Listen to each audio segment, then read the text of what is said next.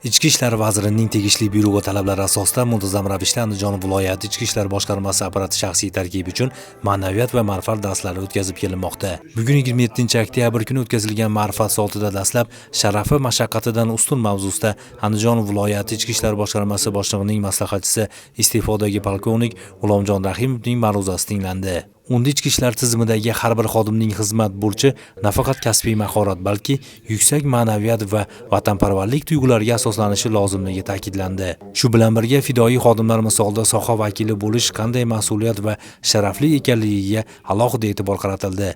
Ma'ruza davomida ishtirokchilarga ichki ishlar organlari xodimlarining kundalik faoliyatidagi qiyinchiliklar hamda jamiyatda tinchlikni ta'minlash yo'lidagi sharafli xizmatlarni yorituvchi real voqealar misol qilib keltirildi. Shuningdek, Andijon viloyati Ichki ishlar boshqarmasi boshlig'ining o'rinbosari podpolkovnik Jonbek Davronov tomonidan Ichki ishlar vazirining 2025-yil 10-oktyabrdagi ichki ishlar organlari xodimlarining jismoniy va jangovar tayyorgarligini tashkil etish, malaka toifasini berish hamda reyting baholash tizimini tashkil etish tartibi to'g'risidagi 600-son buyrug'i shaxsiy tarkibga o'qib eshittirilib, uning mazmun mohiyati bo'yicha batafsil tushunchalar berildi.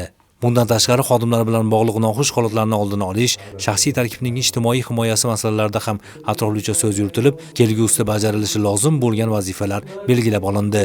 Ma'rifat soati so'ngida navbatdagi maxsus unvon olgan bir guruh xodimlarni taqdirlash marosimi ham o'tkazilib, xodimlar e'tiboriga O'zbekiston Milliy teleradio kompaniyasi tomonidan tayyorlangan tahlilnoma ko'rsatuvi namoyish etildi.